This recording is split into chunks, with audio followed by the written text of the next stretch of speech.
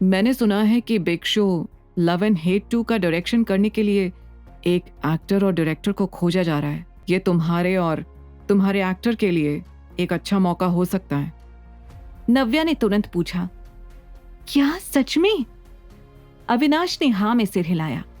नव्या के लिए ये बहुत अच्छा मौका था जिससे वो रोहन और अपनी टीम के लिए बहुत कुछ कर सकती थी।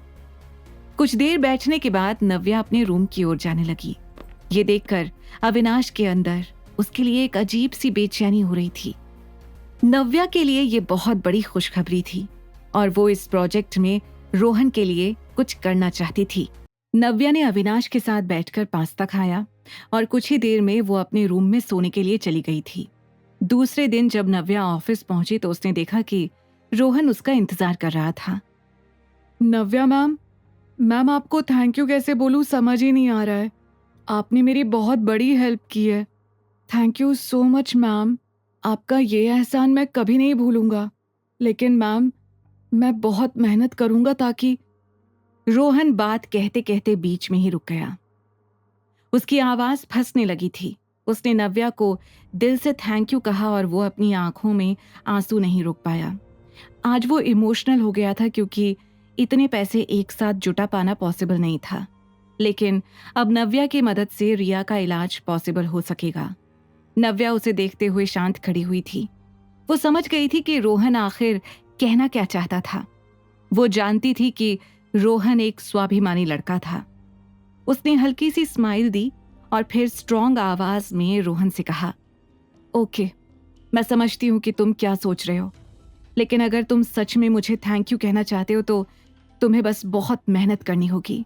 आई will be waiting for you to work hard and pay me back. नव्या ने अपने होंठ सिकोड़े और एक हल्की मुस्कान रोहन को दी। रोहन ने भी नव्या की बात सुनते ही सोच लिया था कि वो अब जी जान लगा देगा और बहुत मेहनत करेगा। नव्या बहुत ही दयालु थी। उसने भी अपनी लाइफ में बहुत कुछ झेला था। वो हर आदमी की प्रॉब्लम को समझती थी, लेकिन इतना सब उसने लाइफ में देख लिया था कि वो अक्सर गंभीर लहजे में बात करने लगती थी और अक्सर सख्त दिखती थी। यस मैम, रोहन ने कहा। फिर उसे देखते हुए नव्या ने कहा, पैसा एक बहुत बड़ा मोटिवेशन होता है किसी भी काम को करने के लिए, और मैं जानती हूँ कि तुम बहुत मेहनत करोगे। रिया को अच्छी जगह अब एजुकेशन भी तो दिलानी है। नव्या रोहन से बात कर ही रही थी कि तभी उसे एक कॉल आया। जैसे ही उसने देखा कि मरियम का कॉल आ रहा था तो उसने तुरंत उस कॉल को उठाया। नव्या कुछ बोल पाती उससे पहले ही उधर से आवाज सुनाई पड़ी, मम्मा, आप फिर से बिना बताए चली गई। सुनो, हमारे यहाँ ना एक प्ले होने वाला है, तो उसमें आपको आना होगा और मुझे पापा के साथ ही लेने आना आज फिर से। बाय मम्मा, मैं स्कूल जा रहा हूँ। प्यारी सी आवाज में आरव ने कहा। नव्या उसकी बात का कोई जवाब दे पाती उससे पहले ही आरव ने कॉल कट कर दिया।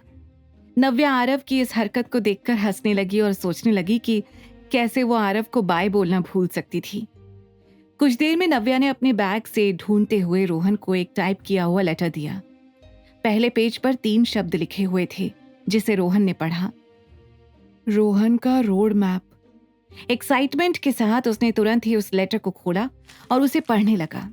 पढ़ते पढ़ते वो एकदम से रुक गया और बोला, नव्या मैम, क्या आपने गलत टाइप किया है? मेरे रिज्यूमे में मार्शल आर्ट की ट्रेनिंग क्यों शामिल है? ज्यादातर एक्टर जिम जाते हैं, खुद को फिट रखते हैं या फिर कोई डांस क्लास या गाना सीखते हैं, लेकिन मार्शल आर्ट ट्रेनिंग को लेकर रोहन एकदम शॉक्ड हो गया था। मैंने इसे गलत नहीं लिखा है और ना ही तुमने इसे गलत पढ़ा, नव्या ने कहा और एक पल रुकने के बाद फिर से कहना शुरू किया। देखो रोहन, कंपटीशन बहुत ज्यादा है और तुम्हें बाकी लोगों से कुछ अलग करना पड़ेगा। अगर एक जैसे ही रहोगे तो नोटिस कैसे होगे? और एक एक्टर को हर चीज सीखनी चाहिए। मैं चाहती हूँ कि तुम मार्शल आर्ट सीखो और उसकी बहुत प्रैक्टिस करो। रोहन ने उसकी बात को ध्यान से सुना, लेकिन वो नव्या के रोड मैप को नहीं समझ पा रहा था। कुछ पल रुकने के बाद रोहन ने हाँ में सिर हिलाया। नव्या ने अपना काम करते हुए उसकी ओर देखकर फिर से कहा, तुम मेरी हर बात को मानते चलोगे और मेरी किसी भी बात को मना नहीं करोगे। मैं तुम्हें बॉलीवुड का सबसे पॉपुलर आर्टिस्ट बनाने में मदद करूंगी। नव्या की बात सुनते ही रोहन ने हाँ में सिर हिलाया और वो फिर से रोड मैप को पढ़ने लगा। नव्या ने रोहन से कहा, ओके रोहन, मैं बाद में आकर तुमसे बात करती हूँ। आगे की कहानी जानने के लिए देखिए अगला एपिसोड सिर्फ पॉकेट एफएम के यूट्यूब चैनल पर, और द रिटर्न के सारे एपिसोड्स को सुनने के लिए डिस्क्रिप्शन में दी लिंक से डाउनलोड करें पॉकेट एफएम ऐप।